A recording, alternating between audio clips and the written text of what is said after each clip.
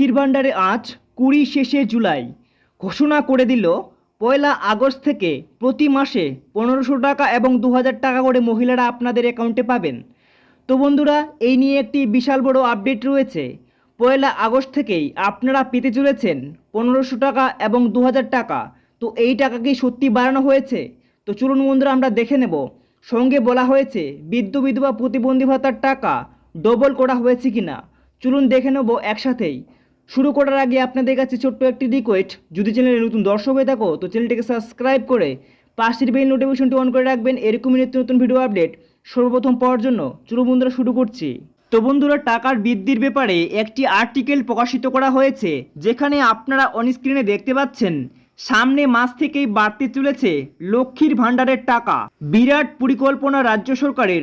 মুখ্যমন্ত্রী মমতা বন্দ্যোপাধ্যায় রাজ্যের মহিলাদের হাত খরচের জন্য চালু করেছিলেন লক্ষ্মীর ভাণ্ডার প্রকল্প। লক্ষ্মীর ভাণ্ডার প্রকল্প সম্পর্কে নতুন করে বলার কিছু নেই, তবে এই প্রকল্পের টাকা কি বাড়ছে?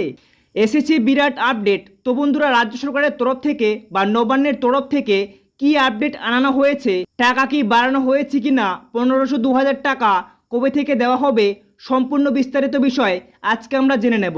তো বন্ধুরা, এখানে দেখতে পাচ্ছেন, এখানে বলা হয়েছে তৃণমূল সরকারের সর্বাধিক চর্চিত প্রকল্পের মধ্যে একটি হলো লক্ষ্মীর ভাণ্ডার। তৃণমূল ক্ষমতায় আসার পর থেকেই একাধিক জনকল্যাণমূলক প্রকল্পের উদ্বোধন করেছেন মুখ্যমন্ত্রী মমতা বন্দ্যোপাধ্যায়। তো বন্ধুরা, দেখতে পাচ্ছেন বলা হয়েছে রাজ্যের মহিলাদেরকে আর্থিকভাবে স্বনির্ভর করে তোলার লক্ষ্যে সূচনা হয়েছিল লক্ষ্মীর ভাণ্ডার প্রকল্প, যার মাধ্যমে বাংলার মা বোনেদের হাতে মাস গেলেই অর্থ সাহায্য তুলে দেওয়া হয়। তো বন্ধুরা, এরপরে দেখতে পাচ্ছেন এর আওতায় প্রথম দিকে সাধারণ শ্রেণীর মহিলারা প্রতি মাসে 500 টাকা করে এবং তপশিলি জাতি উপজাতি শ্রেণীর মহিলাদের প্রতি মাসে 1000 টাকা করে দেওয়া হতো।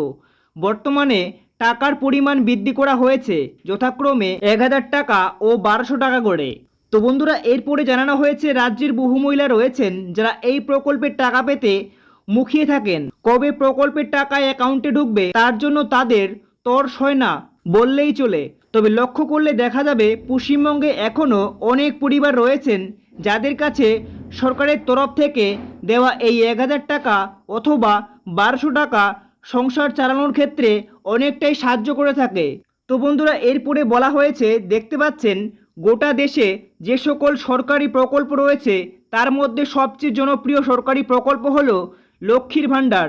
2021 সালে বিধানসভা নির্বাচনের আগে এই প্রকল্প ঘোষণা করেছিল মুখ্যমন্ত্রী মমতা বন্দ্যোপাধ্যায়। পরে ভোটে জিতে তিনি এই প্রকল্প চালু করে দেন, আর তারপর থেকে এই প্রকল্প ব্যাপক জনপ্রিয়তা লাভ করে চলেছে।